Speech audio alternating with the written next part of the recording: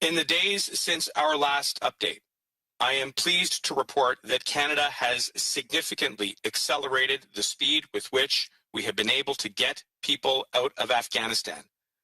Take the last 3 days. On August 22nd, we evacuated 436 people. On August 23rd, we evacuated 506 people, almost half of which were children. And as of yesterday, on August 4th, we evacuated 535 people, which is the largest number of passengers on a single forces flight to date. In total, Canada has airlifted over 2,700 people out of Kabul. This number includes Afghan refugees, Canadian citizens, and PRs, as well as other nationals. So far, over 1,000 Afghans have arrived safely in Canada, and over 300 have now finished their quarantine period and are meeting their new communities. This is a remarkable feat, thanks to the incredible efforts of our armed forces. Pour être clair, tous les demandeurs en vertu de nos mesures d'immigration spéciale continueront de rester admissibles qu'ils demeurent en Afghanistan ou non. When we first announced our evacuation operation under the Special Immigration Program, we said it was our objective to help to evacuate several thousand Afghan nationals who supported the Canadian mission along with their families. We hope to add to the numbers that we have already evacuated by keeping boots on the ground and flights in the air for as long as possible. Minister Sajjan will have more to say on our military operations. At the same time, my department is working tirelessly to support Afghan refugees. We have mobilized our entire global network, and this operation is our #1 priority. We are processing applications quickly and have now approved over 2/3 of all of the applications we've received. We've removed all of the red tape without jeopardizing security, and we are staying in contact with those who have applied. We're following up with emails and calls and issuing bulletins to provide guidance on where to go, when to arrive, and how to stay safe. There remain significant challenges on the ground, however. We know that despite the fact that we have been issuing visas and letters to help ensure safe passage, that the Taliban controls checkpoints. Reiterate once more our clear expectation that those wishing to leave Afghanistan be permitted to do so safely. Once the coalition withdraws, the military evacuation will conclude. Yet our support for the people in Afghanistan will continue and will increase as we transition to the next phase of the operation. Le Canada réaffirme son engagement envers le peuple afghan, notamment au titre d'un effort humanitaire renouvelé avec ses partenaires internationaux. Dans les semaines et les mois à venir, nous continuerons à travailler en étroite coordination avec nos partenaires internationaux sur cet engagement humanitaire plus large. Let me be clear. We will continue to support Afghans wishing to resettle in Canada after the military evacuation concludes. We will remain in communication with those who have applied under our immigration programs. We want to assure everyone who has applied and has been approved that your visa will remain valid after the coalition withdraws. We have also been scaling up resources to our operations center, which manages the requests to the designated inbox, and we have established a hotline that is available in both official languages as well as Dari. We are also supporting our international partners on the ground efforts and communicating with evacuees. On the home front, my department is also doing extraordinary work to help get Afghan refugees settled once they arrive in Canada. You'll recall with my colleague, Minister Monsef, I welcomed the first Afghan refugees on August the 4th. Many others have arrived since then. And since the first 40 last week, over 300 have now finished their quarantine period. After leaving hotels, they're beginning to settle in communities across the country. I want to thank the settlement service community who have begun to help the refugees adjust to life in a new country. While we continue to evacuate as many people as we can, we are implementing our plan for the next stage of our operation. Our commitment to the people of Afghanistan will continue after the coalition withdraws. À cette fin, nous soutiendrons l'ONU dans la coordination d'une réponse humanitaire internationale immédiate dans la région, notamment d'un accès humanitaire sans entrave en Afghanistan, et le Canada contribuera à cette réponse. Nous poursuivrons également notre étroite collaboration avec les pays voisins et alliés de la région afin de soutenir les réfugiés afghans et les communautés d'accueil dans le cadre d'une réponse régionale coordonnée à long terme. 2 weeks ago, Canada became the first country in the world to announce a humanitarian program that will welcome vulnerable Afghans who've been forced to flee their own country. This work will focus on women leaders, human rights defenders, religious and ethnic minorities, including Sikhs, Hindus, and Hazaras, LGBTQI individuals, journalists, and others. We're also reuniting family members of those who assisted Canada and are prioritizing the processing of family reunification applications of immediate family members of Canadians, permanent residents, and protected persons. As part of that, we will cooperate together with neighboring and other countries in the region on our support for Afghan refugees and host communities as part of a coordinated long-term regional response. We will continue to coordinate closely on this, and we expect all parties to continue to facilitate and ensure the safety of humanitarian and medical personnel and other international service providers. We'll cooperate together and with neighboring and other countries in the region hosting refugees on an approach that ensures safe and legal routes for resettlement. Pour l'instant, les ressortissants afghans qui ont besoin de communiquer avec nous au sujet de mesures d'immigration spéciale peuvent appeler notre ligne téléphonique dédiée disponible au Canada et à l'étranger. Nous acceptons les frais pour les appels à frais virés ou les appels avec inversion des frais afin de fournir autant d'aide que possible. Les demandeurs peuvent également utiliser notre boîte de messagerie électronique dédiée pour toute demande de renseignements sur les mesures spéciales et nous continuons à répondre à des milliers de courriels chaque jour. Finally, I want to express my solidarity with the people of Afghanistan and the Afghan diaspora here in Canada. I can only imagine the past and the anguish of these last number of days and weeks, and we are grieving with you and we are supporting you. As we prepare to welcome the 20,000 Afghan refugees as part of our overall humanitarian resettlement effort, I know that Canadians will open their homes and their hearts. We are a compassionate people and we will be there for you. My own department has been flooded with offers, from a couple offering to host an Afghan family in their spare bedroom to a psychologist offering to help with crisis counseling. And this is just the beginning. I want to conclude with a story that reminds me of what all of this is about. This week, Hassan Sadat and his family finished their quarantine and met their neighbors for the first time. What was my first impression when I landed in Canada? Said Hassan. I just saw that everything is calm. Hassan and his family are already putting down roots in their new community, taking walks around the neighborhood and playing in a local park. His 4 children will be starting school this fall, and they already have big dreams. The eldest wants to be a judge, he said, the second a prosecutor, the third a police officer, and the youngest a doctor. While they may be grateful to be in Canada, I can say that we are grateful to have them. Thank you, Hassan. We're lucky to have you and your family. With that, I will turn it back over to Alex. Thank you. Merci.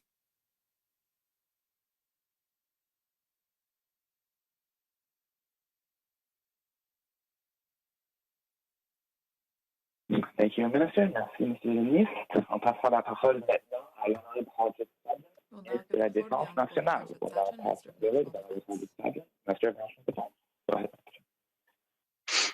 Good morning.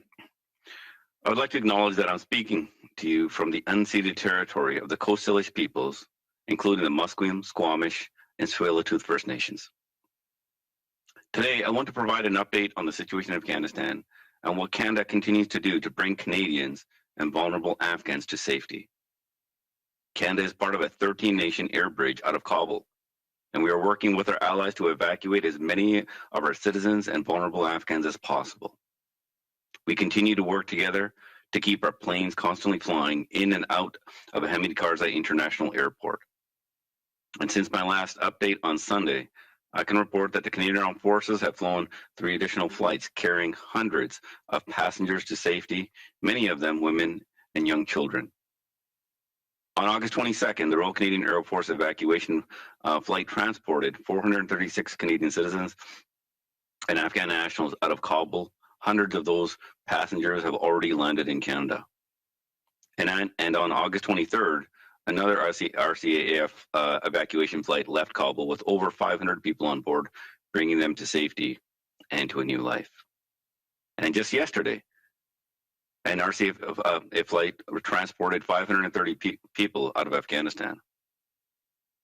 We've been working with our colleagues at Immigration, Refugees and Citizenship Canada and Global Affairs Canada since early August. And since then, we have evacuated about 2,700 people from Afghanistan. The vast majority of these people are coming to Canada. And this includes many Afghan interpreters and locally engaged staff who worked with our troops. They had our backs, and now we have theirs. We've been working with our veterans groups who have connected us to their former Afghan staff. These groups have made a crucial difference on the ground and saved many lives.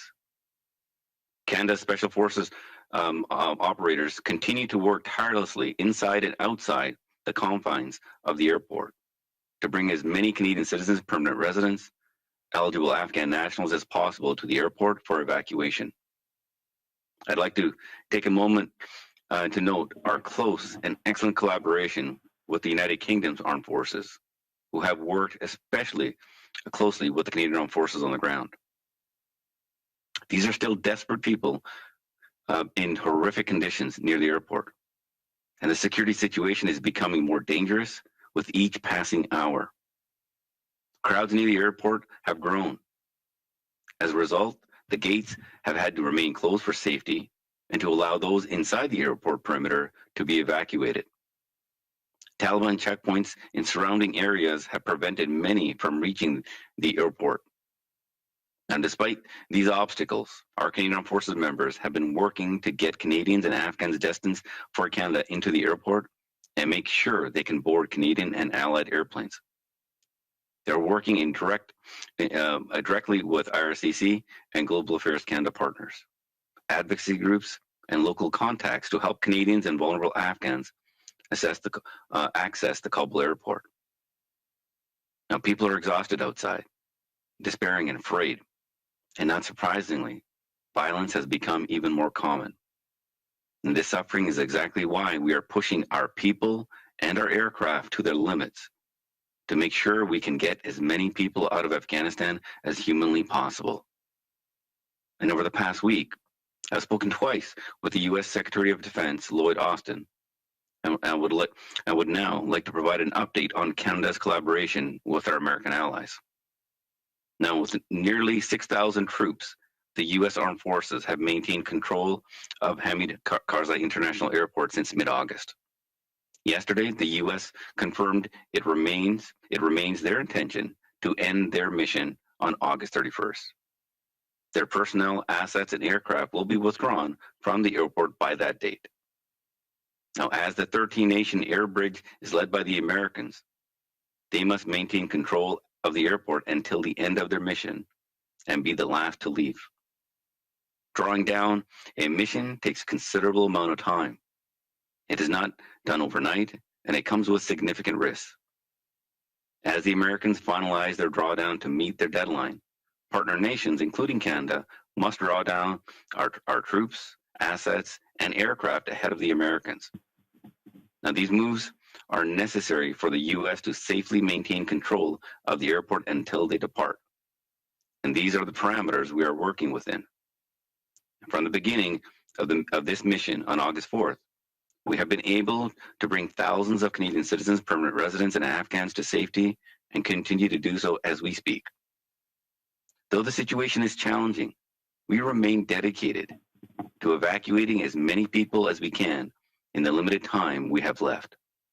This means more Canadians and vulnerable Afghans will be evacuated, but it will take some time before we know the exact number. Our 12 partner nations will also continue to evacuate foreign nationals, including Canadians and Afghan nationals destined for Canada.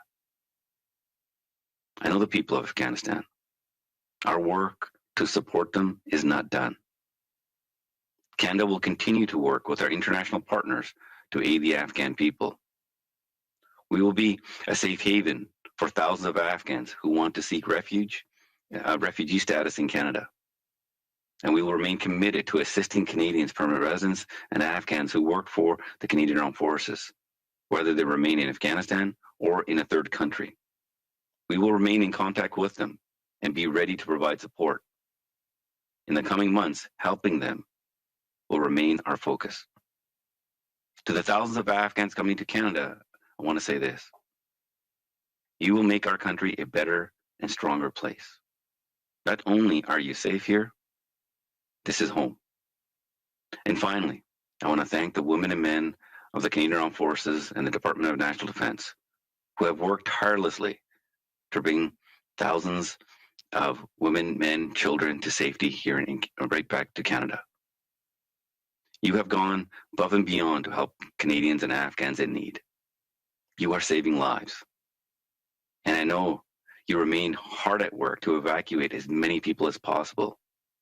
You have put your heart and soul into this mission.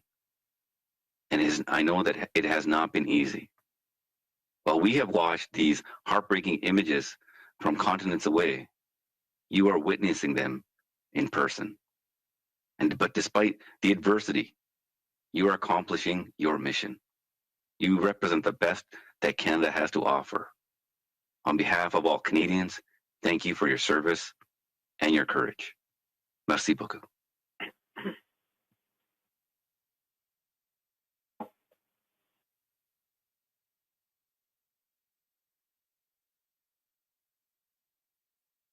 Mr. Minister, merci, Monsieur le Ministre. On passera la parole maintenant à l'honorable Marc Garneau, Ministre des Affaires étrangères. We'll now pass things over to the Honorable Marc Garneau, Minister of Foreign Affairs. Go ahead, Minister. Thank you, Harjit, and thank you all for joining us here today for an update on our operation to evacuate in Afghanistan. Every day we see images and hear heart-wrenching stories of Afghans desperate to leave, to escape the violence and retribution that many now fear will come. Our hearts go out to them. Many are putting themselves at great risk to make a perilous journey to the airport, carrying with them little more than the hope of simply getting on an airplane. They need our help. From day one of this operation, we have been committed to evacuating as many Canadians, permanent residents, and vulnerable Afghans as possible for as long as possible. So far, as my colleagues have said, we've evacuated over 2,700 people. Many of them will begin soon new lives in welcoming communities across Canada. We thank the Canadian Armed Forces personnel and consular and immigration officials who are all working around the clock to facilitate the transportation of as many people as possible. We are racing against the clock. The situation on the ground is deteriorating rapidly, and the security risks associated with our efforts are rising as the final departure date approaches. As we work with our allies to operate evacuation flights through the U.S.-controlled air bridge at the airport in Kabul, we call on the Taliban to ensure safe and unrestricted access to people transiting to the airport. Alors que nous travaillons avec nos alliés pour faire exploiter les vols d'évacuation par le pont aérien de l'aéroport de Kaboul, contrôlé par les États-Unis, nous demandons aux talibans de garantir un accès sûr et sans restriction aux personnes qui tentent de se rendre à l'aéroport. Ils doivent permettre aux ressortissants étrangers et aux Afghans vulnérables de quitter le pays en toute sécurité. Pour l'avenir, Notre engagement envers l'Afghanistan et le peuple afghan se poursuivra bien au-delà de l'opération actuelle. Nous nous sommes engagés à réinstaller de façon permanente 20 000 Afghans qui risquent de subir des représailles, que ce soit en raison de leur lien avec le Canada, qu'ils appartiennent à certaines minorités ou à la communauté LGBT, ou en raison du travail qu'ils ont accompli pour faire progresser les droits de la personne et l'éducation, en particulier pour les femmes et les filles.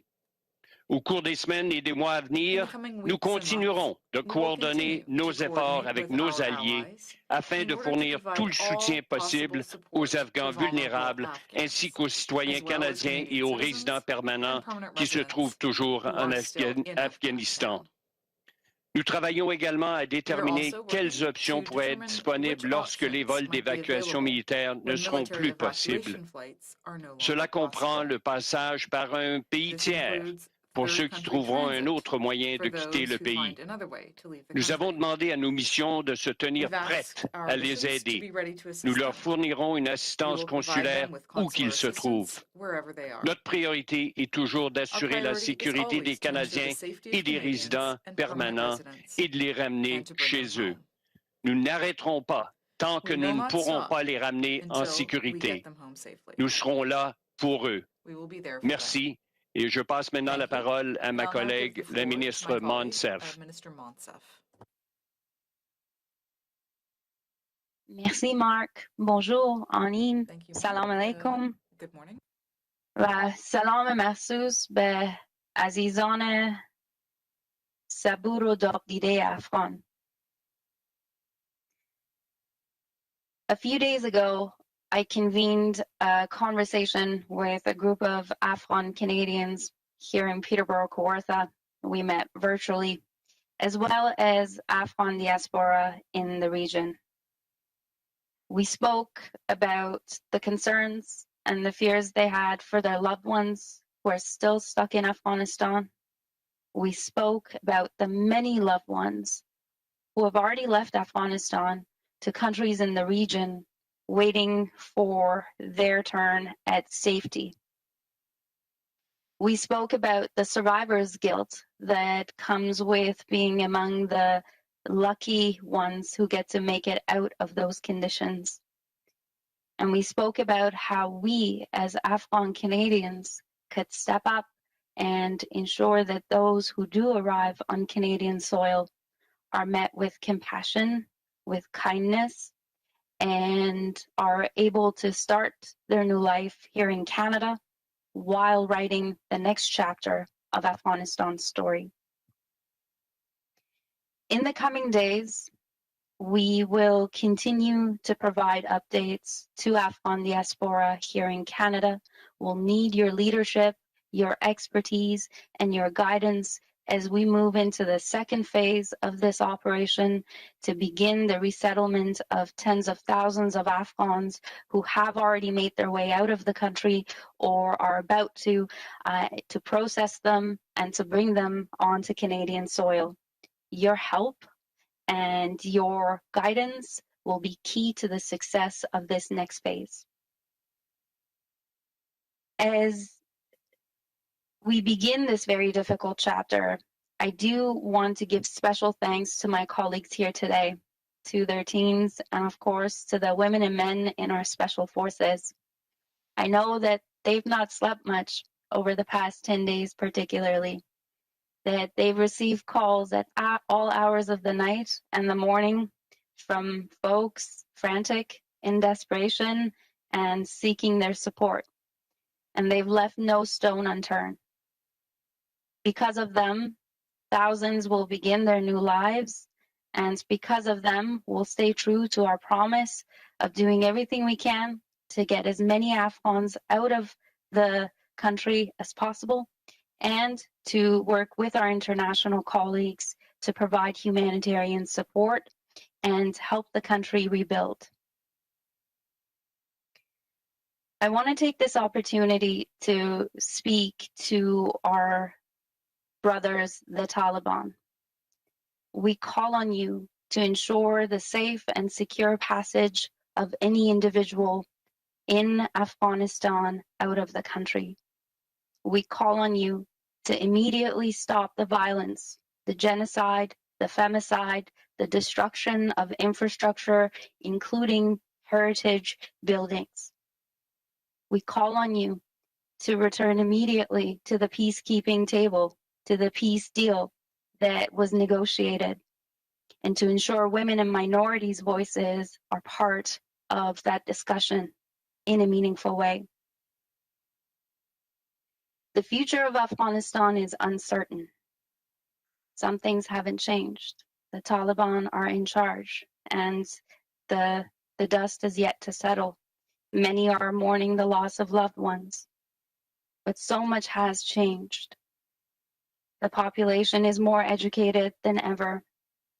With access to these devices, Afghans on the ground are able to connect with billions around the world, and millions of Afghans, diaspora, who have already resettled around the globe, are rising and amplifying their voices. There's a constitution in place with effective leaders who are using their voice to ensure that the hard-won gains of the past 20 years are not lost. As you've heard all my colleagues say here today, Canada will not turn our back on you. We will continue to be there, particularly to ensure that the voice of Afghan women and girls and minorities are heard and are shaping the future of the country. Here in Canada, we'll continue to welcome our new Afghan neighbors into our communities, as we always have. We recognize that those who are getting off those flights carry a certain kind of survivor's guilt, as they have had to watch many waiting for a seat on these planes as they've said goodbye. They'll need our support. They'll need the same humanity and kindness that Canadians show every time one of their neighbors is in trouble. They will help be part of Canada's story, and I know that Canada will continue to be there to help Afghans write the next chapter of their story. Tashakkur, merci, miigwech. Over to you, Alex. Thank you, Minister. Merci, Madame la Ministre. On passera maintenant à la période des questions. We will now move to the press conference portion of the event. We'll begin with the first question. Over to you, operator. Operator. Thank you. Merci. Please press star 1 at this time if you have a question. S'il vous plaît, appuyez sur étoile 1 maintenant pour poser une question. There will be a brief pause while participants register for questions. Il y aura un court délai vous permettant de vous enregistrer dans la file d'attente. Merci de patienter. We thank you for your patience. Our first question is from Danielle Cadjo from Radio-Canada. Please go ahead. À vous la parole. Oui, bonjour. Donc, Danielle Cadjo, Radio-Canada. J'avais une question pour le ministre Sajjan. J'aimerais savoir s'il a réellement suspendu sa campagne électorale, s'il vous plaît. I'd like him to give us an update on his personal election campaign, please.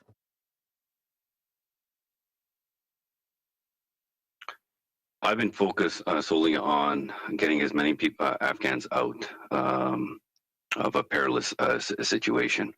My campaign team has been working and managing the campaign while I keep my sole focus on this very important initiative. Thank you. Thank you. Thank you. Suite. Oh, go ahead.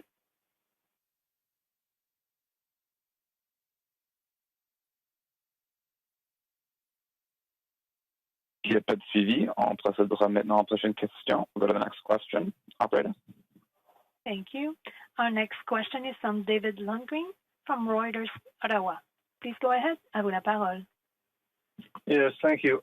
Minister, the front page of the Globe cites a government official as saying there's only a few days left for, at best, for the rescue mission in Afghanistan. Could you please give us more of a detailed timeline of just how many more days Canadian forces are going to be able to effectively work in Kabul? Minister Sajjan, that is, yeah. No, as we would have liked to have stayed beyond the 31st deadline, but as you know, that this decision has been made by the Americans, and as we work very closely with our allies, especially the U.S., as I stated in my remarks, who controlled the air bridge, and now we'll be making the detailed plans for the safe withdrawal. And we will try to evacuate as many people until that time comes. The situation is changing literally by the hour. I'll be getting a detailed briefing shortly on the withdrawal plan. But one thing I can assure you that we will continue to bring out as many Afghans as possible as this withdrawal plan is outlined. And secondly, if I may, there is I'm seeing reports on Twitter of Canadian forces supposedly ignoring Afghans in ditches who are trying to get into the airport. Can you talk about these alleged reports of Canadian forces perhaps not doing all they could? One thing I can assure you and all Canadians that our Canadian Armed Forces personnel on the ground have put their heart and soul into this mission. And they have done amazing things and been extremely creative to get as many Afghans out. And I urge you and all Canadians, when it comes to these images, is to look at the various contexts of what they're operating in. We have Canadian troops that have to provide security, while other Canadians are actually trying to bring Afghans inside the airport. And I can assure you, the Canadian Armed Forces personnel have done everything and are doing everything in their power to bring as many Afghans to safety. Thanks, David. We'll now go to the next question. Operator. Thank you. Our next question is from Mike Blanchfield from the Canadian Press. Please go ahead. À vous la parole. Yes, so after the military withdrawal and Canada continues to be involved, how are we actually going to be able to help the Afghans in the country, especially vulnerable women and other people who've tried to build the country, as well as the interpreters and the others that we can't get out? I mean, you're able to have limited effect now with troops at the airport when they're completely withdrawn. How do you go into this next phase and actually do anything? Well, I can begin by answering that and then passing over to my colleagues for some additional perspectives. But first, I just want to begin by reassuring you and everyone that my department has been working literally 24/7 to provide support to those Afghans who are on the ground right now. And indeed, there have been many distressing reports about the difficulties that they are encountering to get into the airport. Let's be clear about who is creating those impediments and why it's so difficult. It's the Taliban and the checkpoints. And as my colleague said, we reiterate our expectation that those Afghans, particularly those Afghans who are eligible under our immigration programs to come to Canada, be allowed safe passage to do so. We're now going to be moving into the next phase of this operation, which is to provide support to Afghans after the coalition withdraws by maintaining contact with them through emails, through phone contacts, which we have accumulated throughout the course of this operation. We're also going to be working very closely with regional and international partners to stand up the third country resettlement program, which we spoke about launching. Canada was the first country in the world to set up a humanitarian program of this kind, focusing on women and girls, LGBTQI, religious minorities, and other targeted vulnerable groups. We are going to stand that program up so that those who continue to flee Afghanistan will have an opportunity to be resettled in Canada. And finally, the way in which we are going to support those Afghans who are going to have the opportunity to come to Canada even after the coalition has to withdraw is by mobilizing civil society. And here, as I have said, as other colleagues have said, we have seen an outpouring of support. And so I encourage all Canadians, whether you are in business, whether you are in a faith community, whether you are a community leader, or whether you're just an individual, please reach out. We need your support right now because we are going to be welcoming these Afghans, and this can be another national moment for Canada where we show support for in the wake of this humanitarian crisis. If I may, I'll just add to amplify some of the things that Minister Mendicino said. Let's be very, very clear. We're moving into the next phase once the air bridge operations are no longer possible. Call it phase 2 if you want. We will first and foremost be maintaining communication with all those that are in the country and that want to leave the country. And as you heard yesterday, the G7 met, and they will be pressing their number one point to the Taliban, that they must allow those who wish to leave the country to be able to do so in security and peacefully. Having said that, there will also be those that may choose to leave the country by other means and will end up in neighboring countries. And our Canadian embassies and consulates will be there, fully primed to deal with their requests for the special immigration measures. So we are going to continue to be there for all of those who seek to leave the country in the coming months. Yeah. Hello? Yes. What are you doing now? Well, what is Canada doing? What is the G7 doing to actually talk to the Taliban and have diplomatic relations and get this message across before you leave militarily and have absolutely no leverage? So first of all, I think it's incorrect to say that there's no leverage. Secondly, the G7 met yesterday or the day before, and we are working together to develop the necessary approach that we will take towards this Taliban regime in the coming days, and to put down in front of them very important markers with respect to how they have to treat Afghans that want to leave the country. There will be discussions with the Taliban. They are the regime that is in place in the country, and all of this will unfold in the coming days.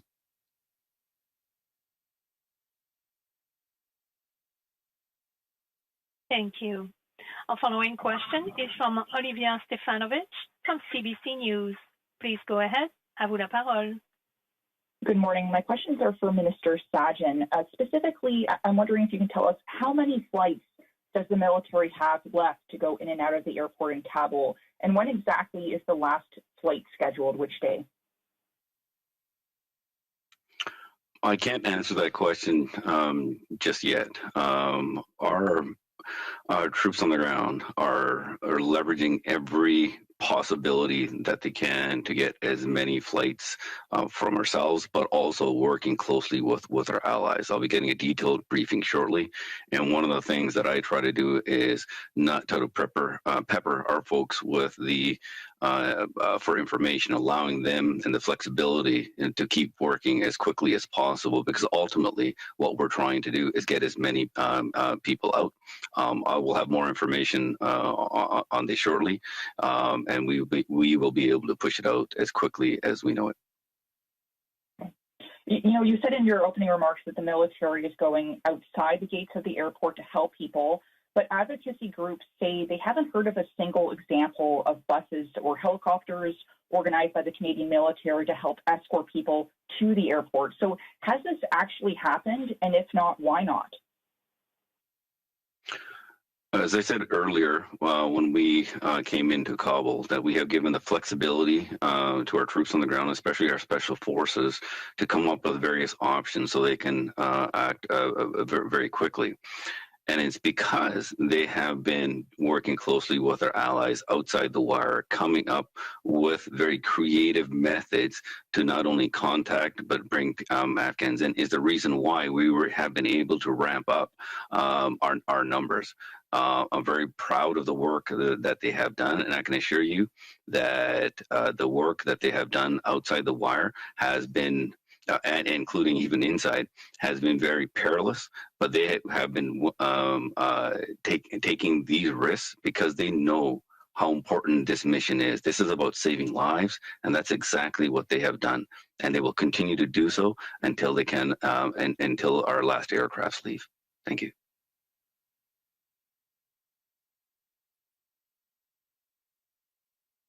Thank you. Our following question is from Tina Romito from CTV National News. Please go ahead. À vous la parole. I'm wondering if you can follow up, Minister Sajjan, on the question that my colleague just asked about the buses. I mean, you haven't actually said if there is an intent for Canadian forces to go outside the wire and start bringing Afghans to the airport with buses. Is that the plan, and when would that start? So when it comes to how our Canadian Armed Forces operate on the ground, it's up to them to decide how to do it effectively and safely. They have used many different methods in terms of to get Afghans to safety, and I'm not here to question or give advice to them. Once we give them a mission, one thing that I know when it comes to all our Canadian Armed Forces, especially our Special Forces, they have the training, the flexibility, and to understand the situation on the ground to accomplish that mission. And it's because of this they have been able to bring as many Afghans out safely as possible. I have a follow-up. This is for Minister Monsef. In your statement, you referred to the Taliban as our brothers. Can you clarify your remarks? Is this an indication of the government positioning softening on the Taliban? Hardly. The Taliban are a terrorist group, and yet they claim to be Muslims. We're calling on them to immediately allow for the safe passage of any individual who is in Afghanistan out of the country. We are calling on them to immediately cease the violence, the femicide, the genocide, the rapes, the lootings, and to return immediately to the peace negotiation table in an inclusive and meaningful way. If they will ever be recognized as a legitimate party, this is the starting point. The reference to brothers is a cultural reference, of course, but let me be very clear. We do not support the Taliban. We are horrified that the hard-won gains of the past 20 years are at stake like this and being eroded like this. We are horrified that our women and men in uniform had to move forward with a difficult operation that was only made more difficult by their actions, and deeply disappointed that their threats of ongoing violence have led to the international community, particularly the Americans, saying we're going to leave on the 31st due to these threats of violence.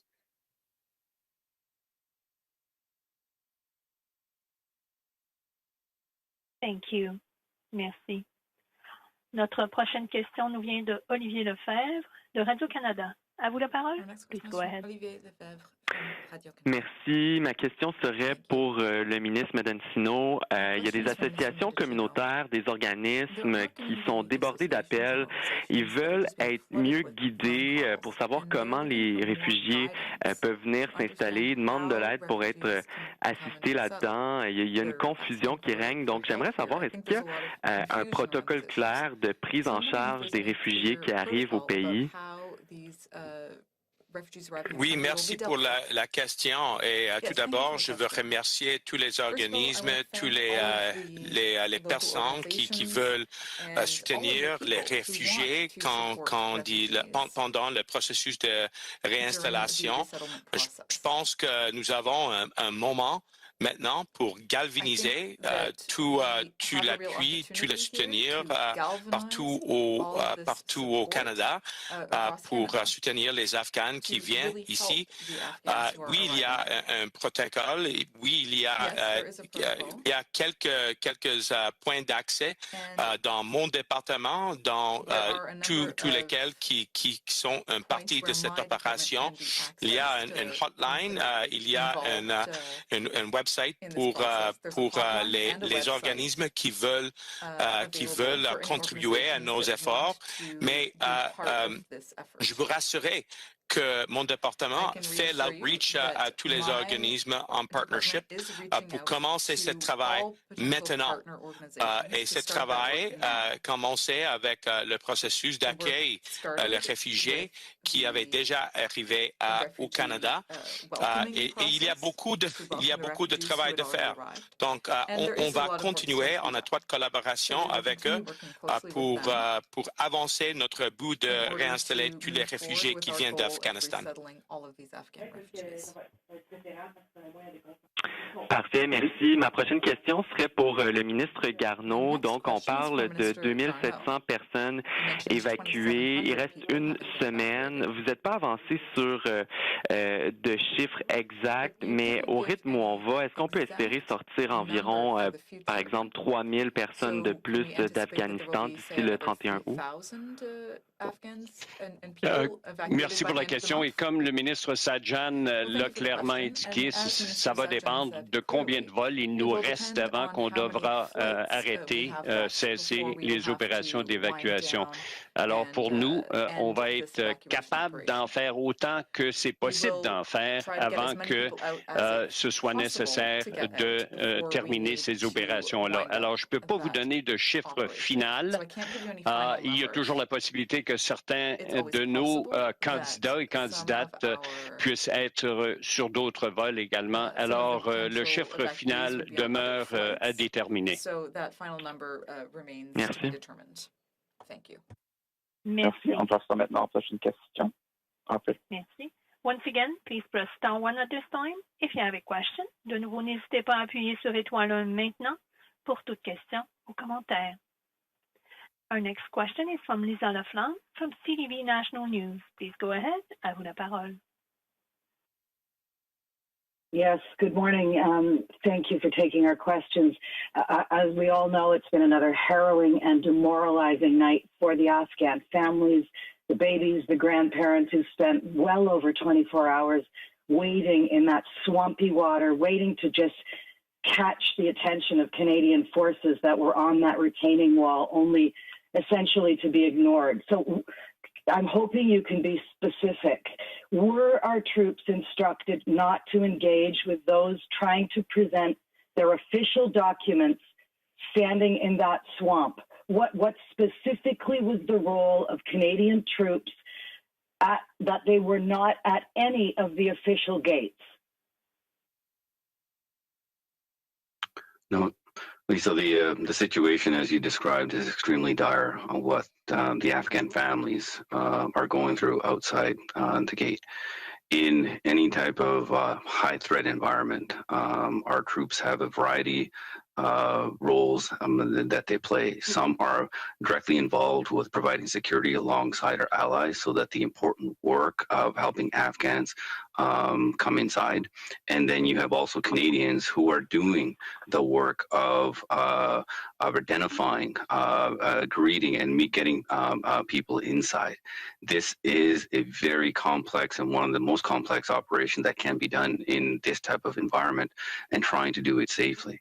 But one thing I can assure you that the Canadian Armed Forces have been taking every opportunity they can in trying to get as many Afghans with the Canadian papers inside to the airport and eventually evacuated to Canada.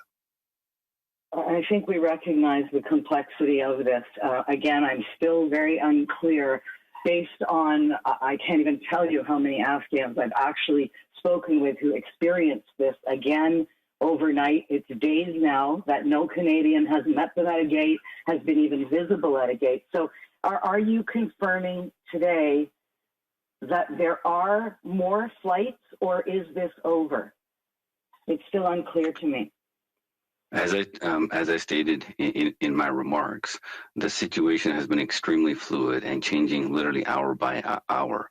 At times, and now the gates have been closed so that the people inside the airport could be evacuated safely. These are decisions that are being made on the ground to get as many people out. Our Canadian Armed Forces members are working with our allies, taking every opportunity they can in trying to bring people inside, even in this security situation, and they will not stop until the last flight has left Kabul. Thank you. Our following question. Notre prochaine question est de Mélanie Marquis de La Presse. À vous la parole, please go ahead. Merci. Bonjour, ma question est pour le ministre Garneau. Je m'excuse, j'en ai manqué un bout. Je présume que CBC a posé une question sur sa propre histoire. Mais CBC rapporte que le Canada a seulement 24 à 48 heures pour sortir des avions, donc faire décoller des avions de Kaboul. Pouvez-vous donner un petit peu plus d'informations là-dessus? Merci, Mélanie, pour la question. Et comme le ministre Sajjan l'a clairement exprimé, en ce moment, on continue de prendre toutes les occasions possibles d'évacuer avec nos vols canadiens des Afghans vulnérables et des citoyens canadiens. On va continuer de le faire aussi longtemps que c'est possible. On ne peut pas vous donner une réponse spécifique en ce moment sur quand s'arrêteront les vols, mais pour nous, on est prêt à continuer pour aussi long que possible. Par contre, vous devez savoir, comme le ministre Sajjan l'a clairement dit, que les Américains ont l'intention d'évacuer le 31 août. Alors, cela veut dire que les autres alliés, il y en a 12 autres qui doivent évacuer auparavant. Alors, ça va mettre un terme au vol que nous allons pouvoir avoir pour sortir des Afghans, mais la date et le moment précis restent à déterminer. OK. Puis, en suivi, est-ce qu'il y a des possibilités, par exemple, que des réfugiés, des gens qui souhaitent fuir l'Afghanistan, le fassent par voie terrestre et ensuite qu'on puisse aller les récupérer dans des pays limitrophes à l'Afghanistan. Et puis, également, juste préciser, je ne suis pas certaine de comprendre pour les dates. Là, M. Trudeau a dit qu'on était prêt à rester au-delà du 31 août. M. Garneau, pouvez-vous nous dire, ça veut dire quoi rester? Ça veut dire des soldats qui restent? Ça veut dire des vols qui partent encore? Alors, le premier ministre a clairement dit ce que vous avez dit, mais il a ajouté si les circonstances le permettaient, si la sécurité pouvait être assurée. Comme vous le savez, comme le ministre Sajjan vient de le dire, en ce moment, les États-Unis planifient sortir d'ici le 31 août. Concernant la possibilité d'aller dans un tiers pays, un pays limitrophe, oui, absolument. Si des Afghans vulnérables sont capables de sortir de l'Afghanistan et se rendent dans des pays avoisinants, nos consulats et nos ambassades sont déjà prêts pour les accommoder et de s'occuper d'eux avec l'éventualité de les ramener au Canada. Alors, on sait que ça va être un mécanisme, une source d'Afghans qui auront décidé que c'est plus sécuritaire pour eux d'essayer de quitter le pays par voie terrestre. Alors, on va être prêts quand ils vont arriver dans ces pays limitrophes. Et juste sur la dernière question, je peux ajouter que nous avons déjà commencé de travailler ensemble avec l'ONU et des autres partenaires internationaux pour commencer le travail d'accueil les réfugiés qui avaient la capacité de sortir l'Afghan pour commencer le processus d'accueil ces réfugiés dans notre programme spécial humanitaire.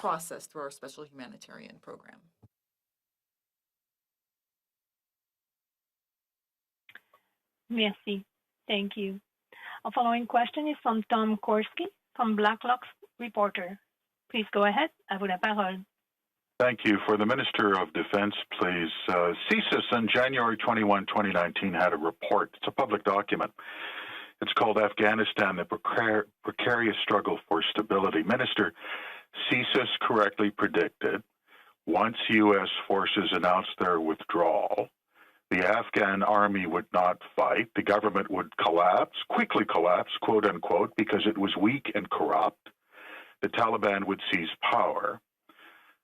I don't know if you read the report, but we know that the embassy and your department could not have acted on it, though you've known about this report for 2 years and the American withdrawal for 4 months. There were no flights in April, May, June, July. How do you explain this?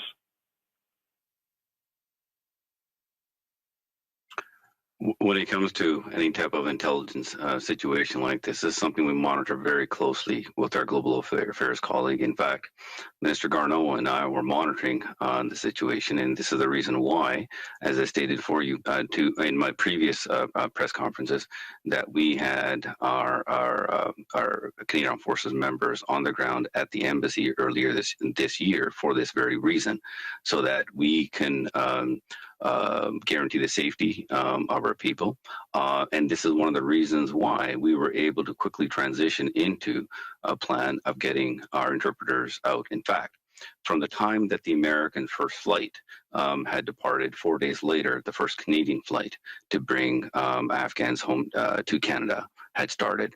It's because that we work very closely with our allies, monitoring this in the situation. We were able to get this quick action. Now, also, let's keep in mind that we have not had a footprint on the ground in Afghanistan with a military footprint since 2014.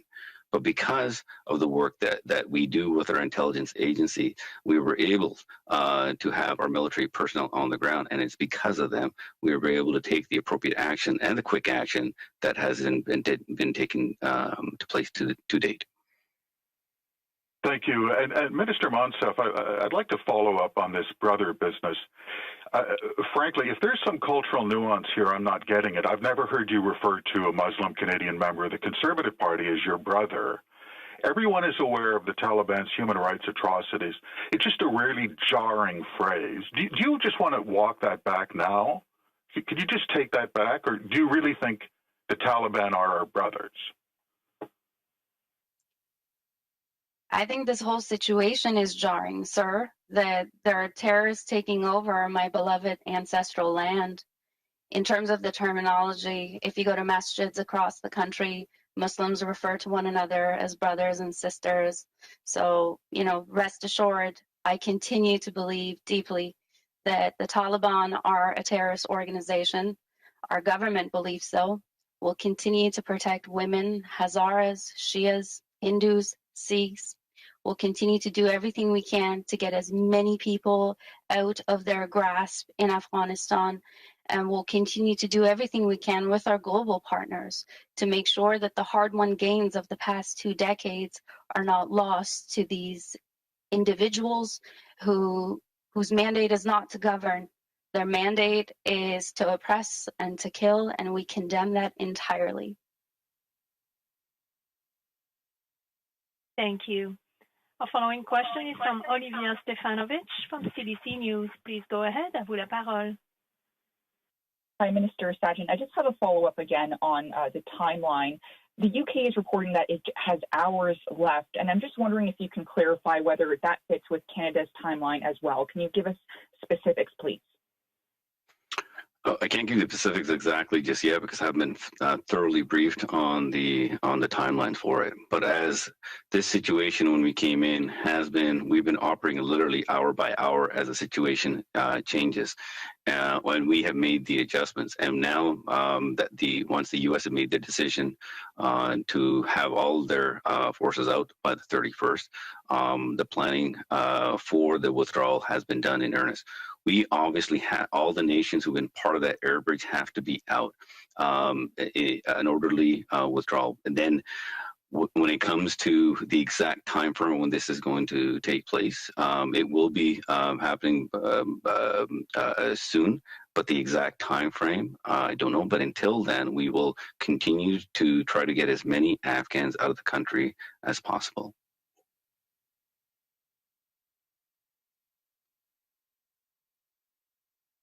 Follow up, William? Thank you. We have no further questions registered at this time. Oh, we do. I'm so sorry. We do have a question from Lisa Laflamme from CTV National News. Please go ahead. À vous la parole.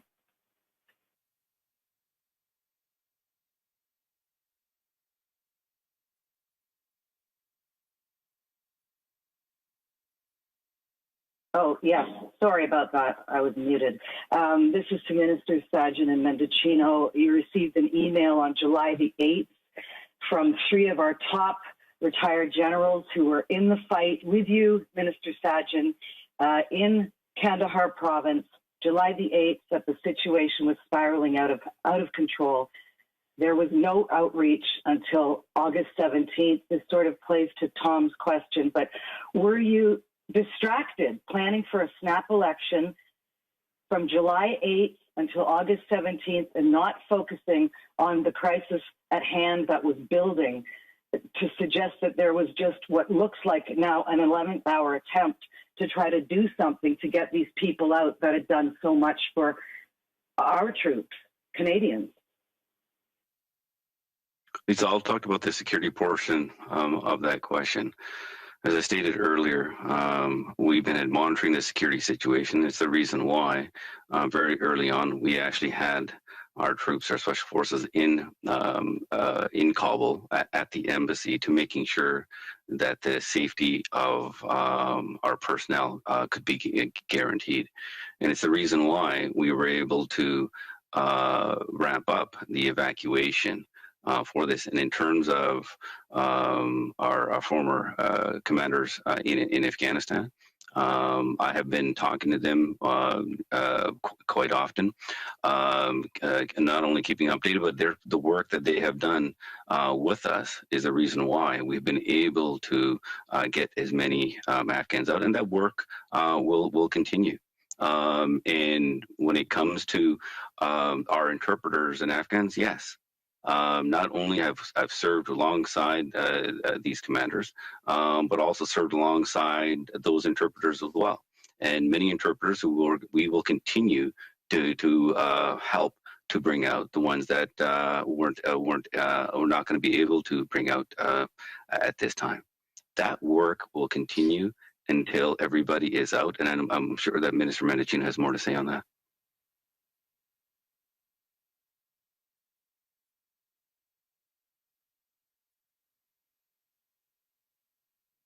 Thank you. Yes, thank you for just add to that, Lisa, that in addition area to evacuate over 2,700 people in a short period of time, that has been a safe haven for years. We stood up a special immigration program which helped to resettle roughly 800 interpreters nearly a decade ago, and we have continued to accept Afghan refugees throughout the entire period, year after year, thanks to our robust asylum system.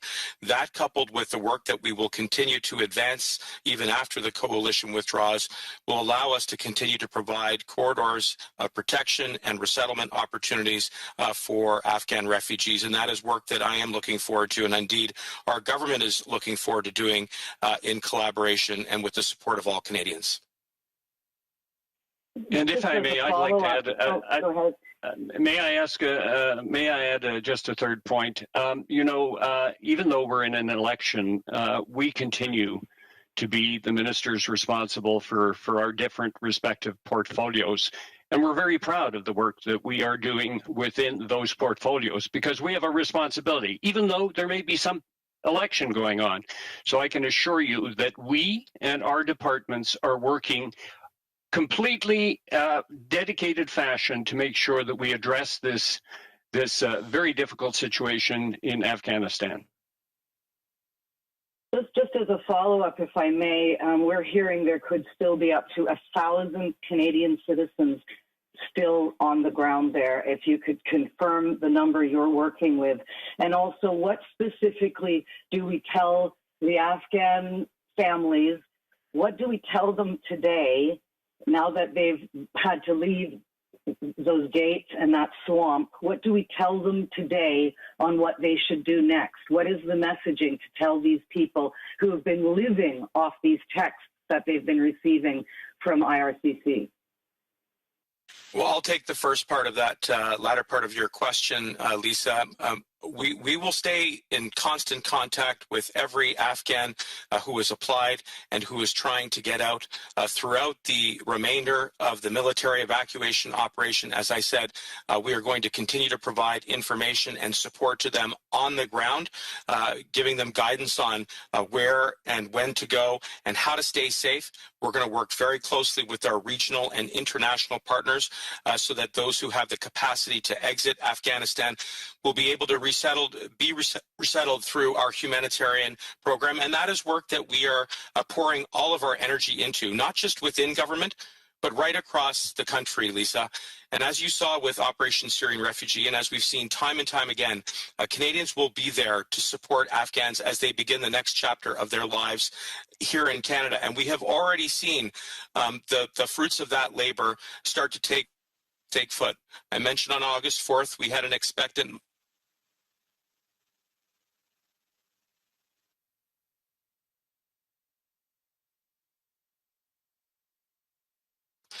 in addition to that, we're now seeing families take root in their that we're doing.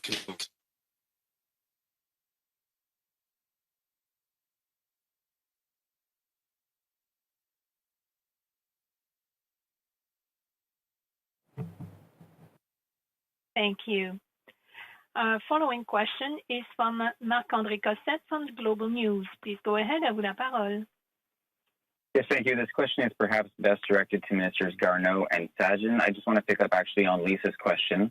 Ministers, do you believe that any Canadian passport holders, Canadian citizens, have been or will be left behind by August 31st? What risk is there that that could happen? I can start with that. There is the possibility that we're not going to be able to bring everyone that we want to when the air bridge stops. But our commitment continues and will remain a strong commitment to get those Canadians, permanent residents, their families, and vulnerable Afghans out of the country. And that is going to be the focus of our efforts in phase two, and we've spoken about quite a bit up until now, and that will remain our priority in the coming months to ensure that we are able to get them out and to also meet our commitment of 20,000 Afghans. The only thing I'll add to that is that our Canadian Armed Forces have taken extraordinary measures to get as Canadian citizens out. I don't have the numbers, but the type of work that they have planned and executed to bring Canadian citizens back to the airport has been actually quite amazing. But that now that work will continue, as Minister Garneau has said. Thank you. My follow-up is for both Minister Sajjan and Mendicino. Minister Mendicino, that was a moving story you shared at the very beginning of this press conference about Hassan and his family as they begin to settle in Canada. But Canada has only resettled a fraction of the Afghans who showed incredible courage in supporting our troops in their mission. Time is running out to get them out, as we know. So what do you say to all those Afghans and their families who we may well leave behind in harm's way under Taliban rule? That we're going to continue to exhaust every effort to get you out, and that all of the government is focused squarely on that priority and that goal, and that even after the coalition withdraws, we will continue with that mission by providing you with information and support so that you can get out and start the next chapter of your life. I shared that story at the beginning because it offers hope and optimism and motivation for Canadians who I genuinely believe will galvanize and rally around the common cause of offering the people of Afghanistan an opportunity for a better of life. And that is precisely what every single day, and we'll continue to do that. And the Canadian Armed Forces will be ready to support the next phase of this operation. Thank you, Minister. We'll now go to our last question. Thank you. Our last question is from Robert Fife from the Globe and Mail. Please go ahead. À vous la parole.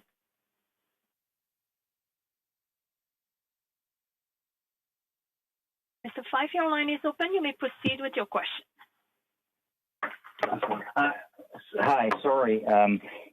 Minister Sajjan, we're only, as you know, we're only days away from the flights being stopped because the Americans are going to have to get their soldiers out and equipment out. Can you tell us what is the priority now be given in the next couple of days to people with Canadian passports and not Afghanis who've had special visas to get out? Because we're hearing people on the ground saying the priority now is to get people with Canadian passports or a permanent residence out first. The tactical decisions are left to the commanders on the ground.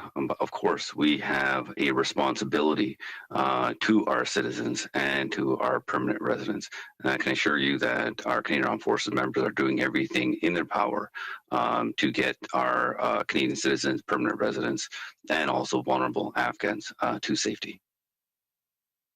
Minister, Lisa and other people have raised the very disturbing video of panicked people wearing red and have documents to get out of to get into the airport, and they are being ignored by Canadian soldiers. I think you've tried to defend this, but how is it defensible that you have three soldiers with people in dirty ditch begging to get into the airport, and they're being ignored by Canadian soldiers? The videos don't lie, sir. No, that is a heart-wrenching video that we have seen, and there's many examples of where our Canadian Armed Forces are doing the tremendous work to take Afghans to safety in a high-threat environment where not just you have the Taliban, but you also have Daesh fighters within the mix. The security is absolutely paramount. And all this will be looked at and reviewed. Lessons will be learned. And anybody who's worked in a high-threat environment in Afghanistan or anywhere else, you have to establish security first. As heart-wrenching as those images may be, that security is what allows that work to continue to bring as many people in. Every time there's a security situation that occurs, that actually slows down the opportunity to bring as many Afghans to safety. Nonetheless, all these things will be reviewed, and I can assure you, every single Canadian Armed Forces members who have been there have poured their heart and soul into bringing as many Afghans to Canada.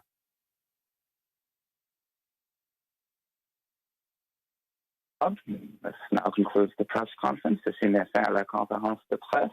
Happy Wednesday, everyone. Thank you. Merci. The conference has now ended. Please disconnect your lines at this time, and we